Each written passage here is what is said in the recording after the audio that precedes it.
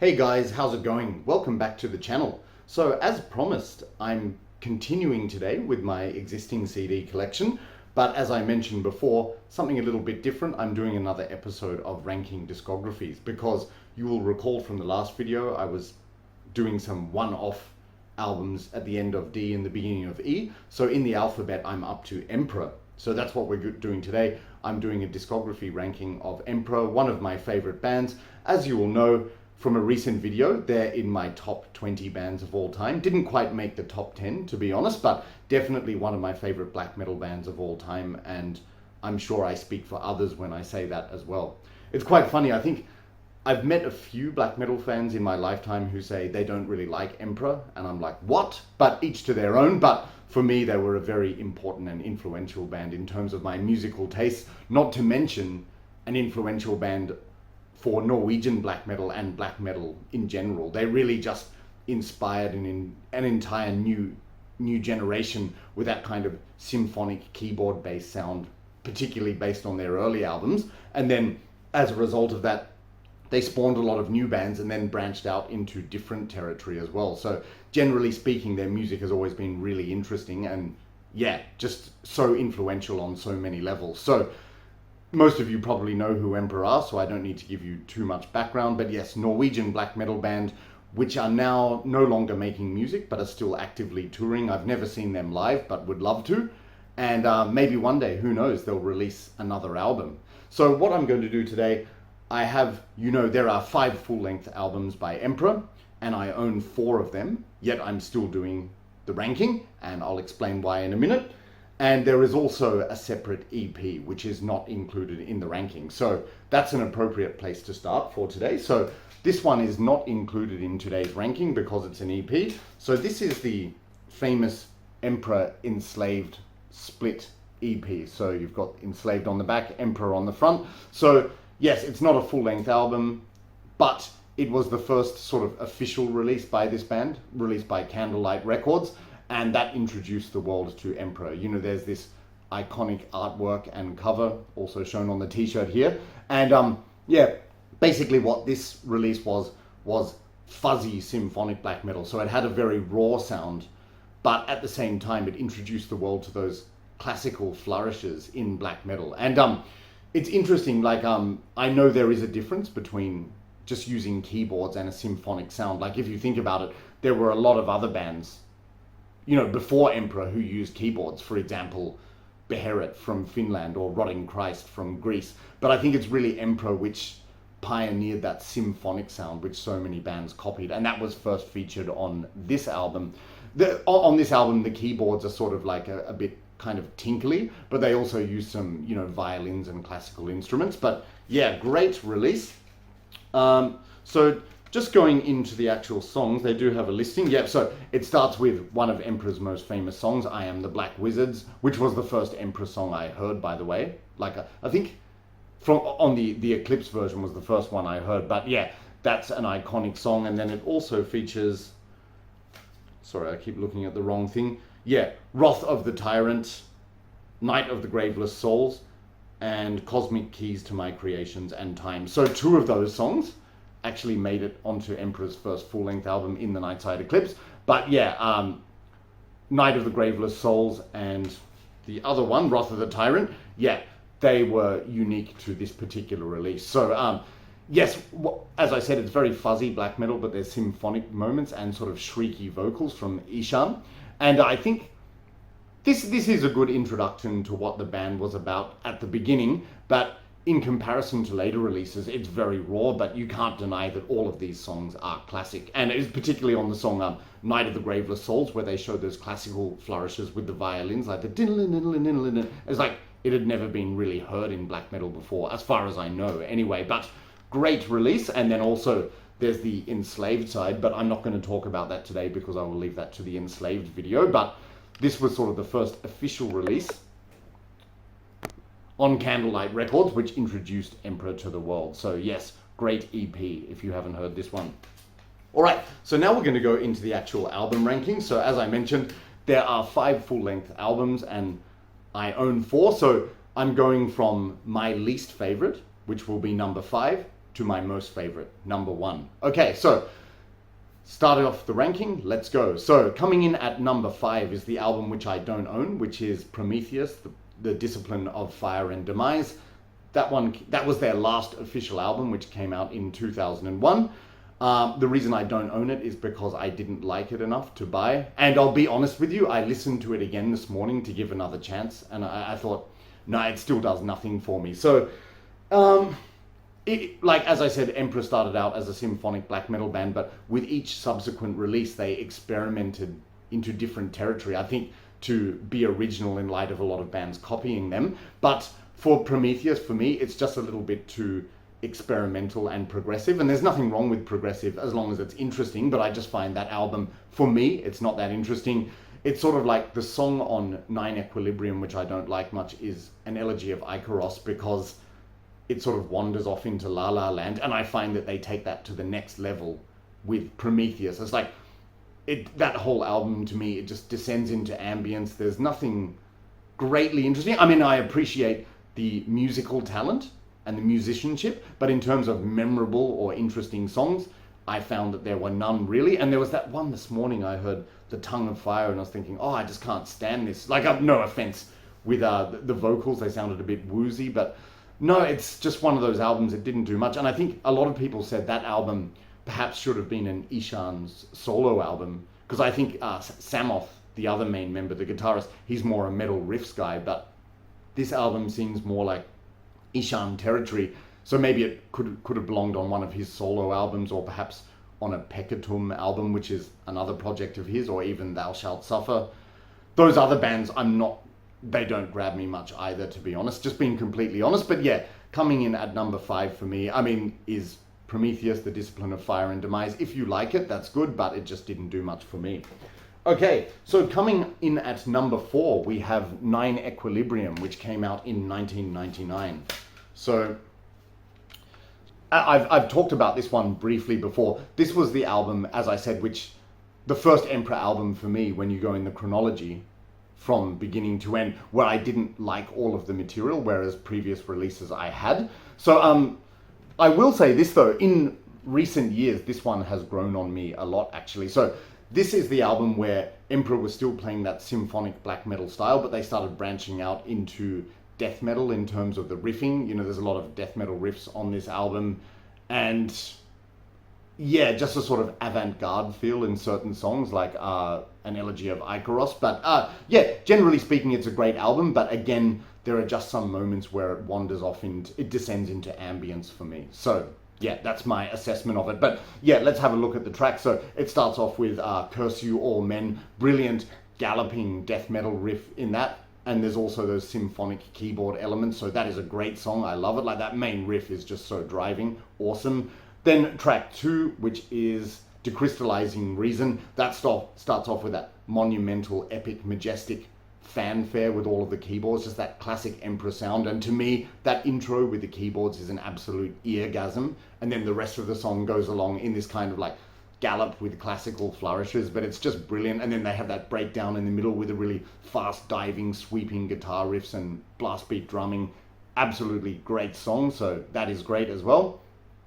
Yeah, and now track 3, an elegy of Icaros. This is the one I mentioned before. I don't like this song. I don't like the clean vocals. I find them a bit woozy, and as I've mentioned, I feel that song, it wanders off into La La Land. However, I will say, see, I can admit when I'm wrong sometimes. Upon frequent recent listens, I've discovered that there are aspects of that song which I really like just some of the riffs and some of the moments are really interesting. But again, it's just sort of too wandery for me, that song, like in a way where I sort of lose interest in it. But a lot of other people love that song, so there you go. Then there's The Source of Icon E, absolutely great song, fast and energetic, and it also includes some King Diamond-esque vocals, you know, with, you know, the really high-pitched shrill vocals. And I think that was inspired by the band covering some Merciful Fate songs. What was it, Gypsy, I think? Yeah, but anyway, that song's done really well. New for Emperor. Then Sworn, another brilliant song where they're pioneering back into that death metal territory. Some just great, you know, the dan, dan, dan, dan. Like, it's simple, but it's so driving. And then that breakdown bit where it's dan, dan, dan, dan, dan, dan. dun, dun, dun, dun, dun, like just so good. I really love that song. And then the last three tracks are also really good, like Nonus Equilibrium. That stuff starts off with some really atmospheric guitars and keyboards, and that's a song when I've realized lately it's one that I should listen to more because it's really good. But again, there are some moments where it wanders off, I have to say. Then you have The Warriors of Modern Death, which has a kind of marching Bathory feel with blistering guitar solos and a great sort of driving heavy riff. That's a great song and sort of anthemic with the lyrics as well.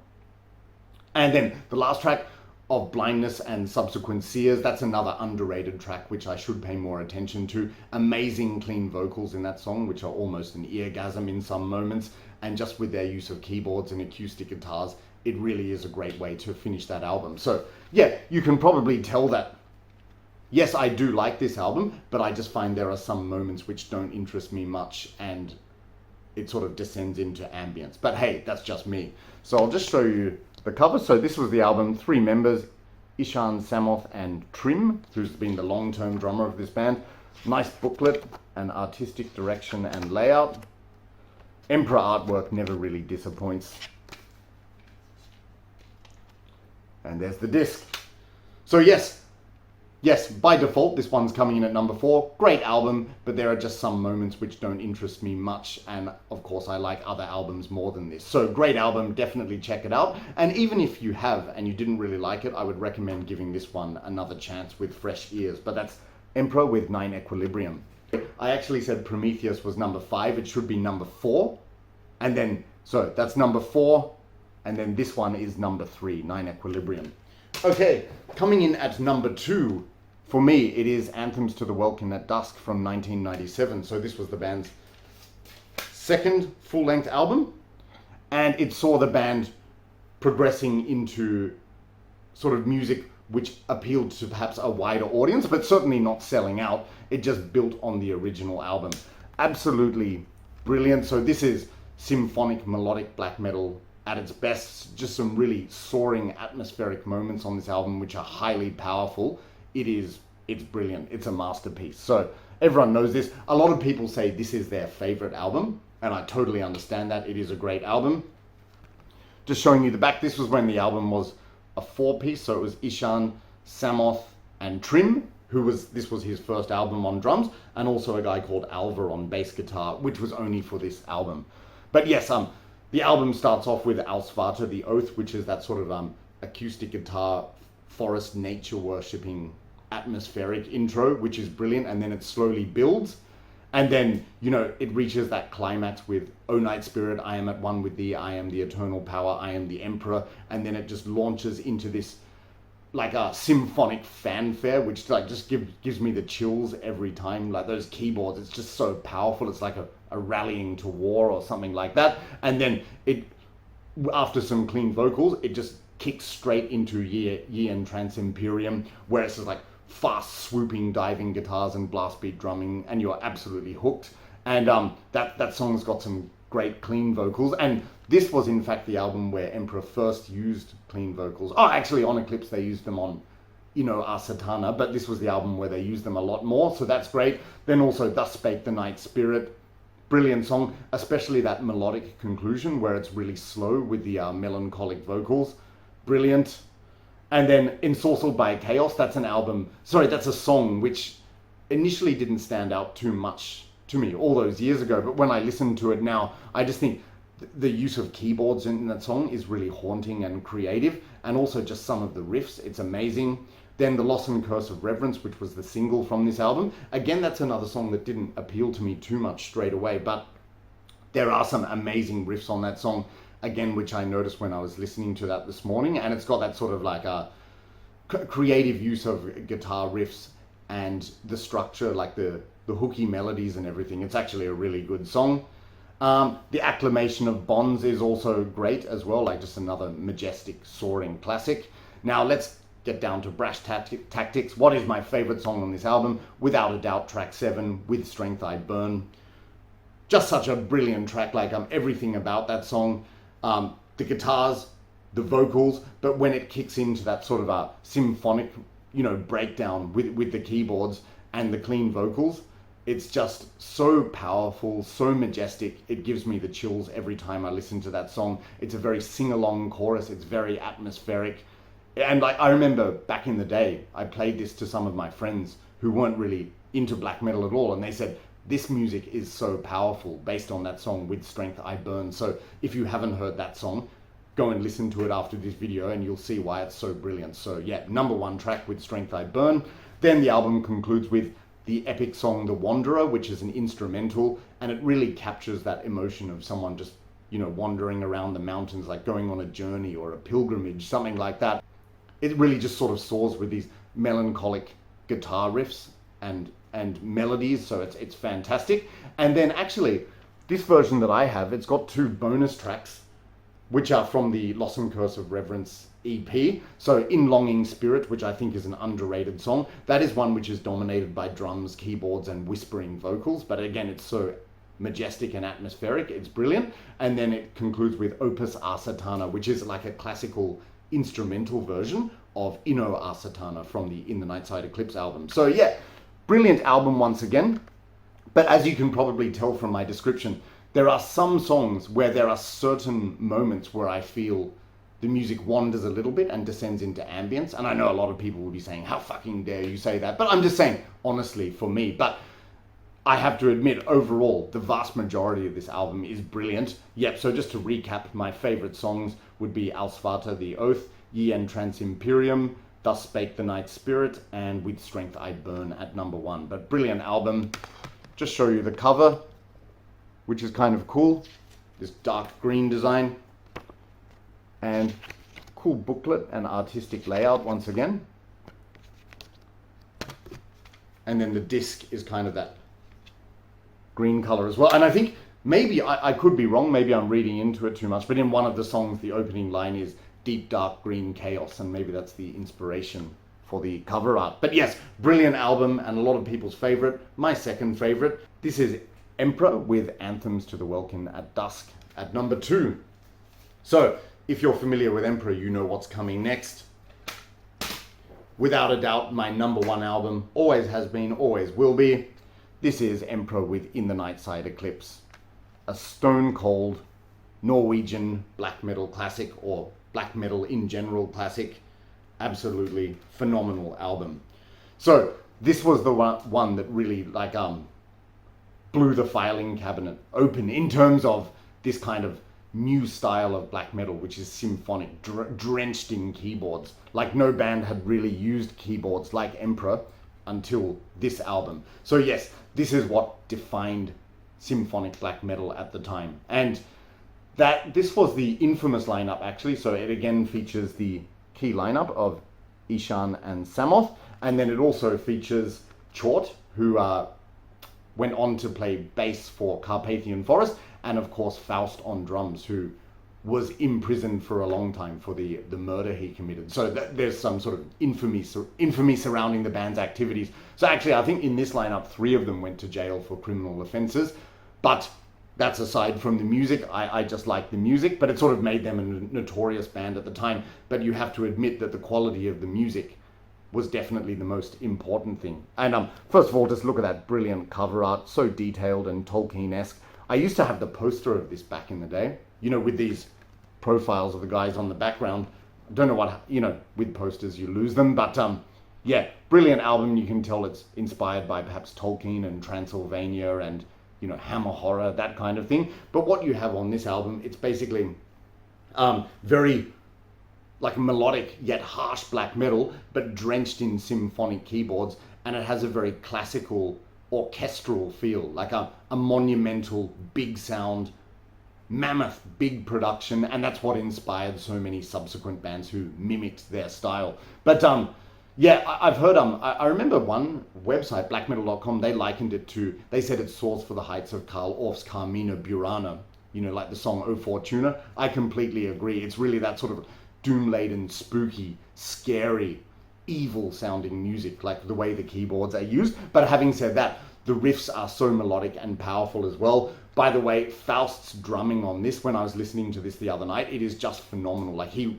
regardless of his crimes, he's a fantastic drummer, like brilliantly talented. and it was a shame with what happened. But yeah, like his drumming is just so strong and powerful, and also obviously the keyboards play a big role. Keyboards played by Ishan, they just lift the melodies and they make these songs soar for the heights with so much majesty. But at the same time, a lot of people say that Emperor drowns everything in keyboards, but if you listen to it carefully, the mix is actually very good on this album, as it is on most of their albums. But yeah, you can still hear the guitar riffs, the keyboards just lift it. But yeah, this starts off with that eerie intro, and then it goes straight into the Infinity of Thoughts, another one of my favorite Emperor songs, especially with the breakdown with the keyboards. You know, the part, in the name of the mighty Emperor, I shall ride the lands in pride, carrying the black sword at hand in warfare. It gives me the chills every time, and it's so bombastic and powerful and atmospheric. It's brilliant.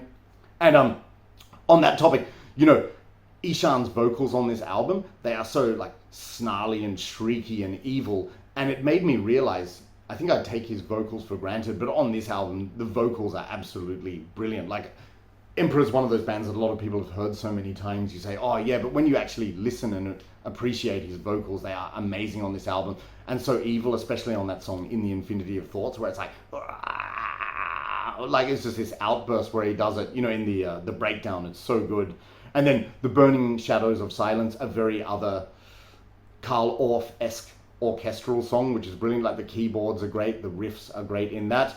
Cosmic Keys to My Creations and Times, that is a song where, when I was listening to it the other day, I realized the use of keyboards in that is so haunting and spooky and quirky. Like, it's creative. It's not just like chords of keyboards, but just these weird melodies interspersed with the music. And then, of course, that climax where it reaches that slow breakdown with the evil vocals and the driving riff in that song. Like, it's just so heavy and real headbanging material, you know.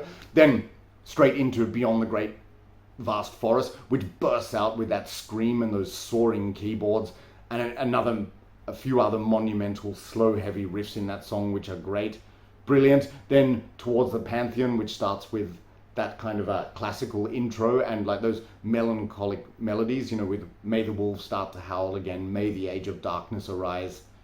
Fantastic stuff. And The Majesty of the Night Sky, another brilliant song that's got some more melancholy, and I really like that part in the middle where it's just got Faust's sort of like slow to mid-paced drumming with the keyboards in the background, and like his interesting rhythms, but also the keyboard melodies are absolutely fantastic. Then, of course, followed by I Am the Black Wizards, which was the first Emperor song I heard, just one of their key signature songs, really. But you know, so good again. Like, again, the harsh, warped melodies of the guitars, but interspersed with those soaring keyboards, and just so many great moments in that song. You know, like the chorus again is an eargasm with the use of those atmospheric, dreamy keyboards. Absolutely brilliant. And then, of course, the bit at the end, which is, you know, the head-banging bit, you know, like, how many wizards served me with evil, I know not, my empire knows no limits. Oh, and that riff. Oh, it's so good. Great. So I love that song. And then the album concludes with Inno Our Satana, which is another Carl Orff-esque classical song, again with the keyboards just soaring over, and it's got this kind of triumphant, majestic atmosphere, and also is the first evidence of clean vocals used by Emperor. You know, they're kind of in the background on top of the raspy vocals, but they just add so much sort of sorrow and melancholy to it. By the way, the lyrics were mostly written by Mortis for this album. So Mortis was the bass player on this album. He left, but he had written the majority of lyrics on this album, and he is just a brilliant storyteller. Like, you read these lyrics, it's just dark fantasy poetry, but it's worded so well. It's not just like verse, chorus, verse, but like the words are telling a story. So good, and it just matches the artwork. You've got the complete package here. So, just show you the booklet. So, yep, and that picture sums up the music to be found inside. Nice readable lyrics, and I said they'd read like some kind of dark novel. And pretty cool disc on this one as well, like Warriors in Battle. I got this one like 1995. I remember it was like I was on a trip with my family in the mountains. My mum bought it for me. Like, I was 16 years old at the time, and the owner of the shop said, "Oh, this isn't for you, is it?" Like, to my mum. But like, actually, she appreciates Emperor coming from a classical music background. So there you go. Black metal can appeal to a lot of people. All right, so yes, definitely this is an undisputed classic. It is essential and it's my favorite. Like I said, a lot of people say Anthems is the best one. For me, this has the most nostalgic value. I first heard this in 1995 when I was 16, and this was as a result of this album, this was the first black metal band that I heavily got into. Like, I had heard other bands such as Beherit and Impaled Nazarene and liked them, but this was the first black metal band that I got into completely as a result of this album. And as I said, I listened to it the other day. It still does it for me, like an undisputed classic. So, and it was this album in particular, I think, which went on to inspire so many subsequent bands, or, you know, their contemporaries at the time, like including Cradle of Filth. I think a lot of people would disagree with that, but especially the first Cradle of Filth album seems to take a lot of influence from this. Also, bands like Hecate and Throned, which I just love. That's a brilliant band. They sort of took it in a darker direction than Cradle of Filth. And then also bands like, what was the other one? Even Graveland, and Dimmu Borgir, of course, but Dimmu Borgir took it in a more sort of like bombastic commercial direction, but still interesting. And then you also have these newer bands these days which are mimicking this style directly, such as Vargrav from Finland. And do I have a problem with the fact that it's cloning in the Nightside Eclipse? Absolutely not, because Vargrav does it really well. But there is only one original, and that is Emperor in the Nightside Eclipse at number 1, an absolute classic. And my hair tie has come out. Oh well, so that's it, guys. Sorry if I've rambled on for too long, but yeah, everyone knows who Emperor are, and if you've been living under a rock, go and check them out. But this is just my ranking. You'll notice that my ranking actually goes in the opposite of chronological order, so from the most recent to the earliest. No, I'm not doing that to be stubborn or underground. This is just my honest opinion. That's my honest ranking. So I like all of the albums, even including Equilibrium 9. The only, just others more than that, but obviously, yeah, Prometheus is the only one I didn't like, but I still respect the band for what they were doing. So yeah, that's it. If you disagree with my ranking, I'm sure everyone has their own opinion. Let me know in the comments what your favorite album is. Let me know your ranking. I'm always interested to hear people's opinions, you know, so we can get some discussion going. But yeah, these are the 4 albums that I've talked about today. So Emperor, classic band, essential, brilliant black metal. That's all I'm going to say. So thanks guys for putting up with me in this video, and I'm sorry if I went on for too long. I hope you enjoyed the video. I will be back again soon, I think, with a new collection update, just to change things up a bit, and that will be coming soon. So yes, in the meantime, thanks a lot for all of your support. I hope you keep watching, and I'll see you later. Cheers.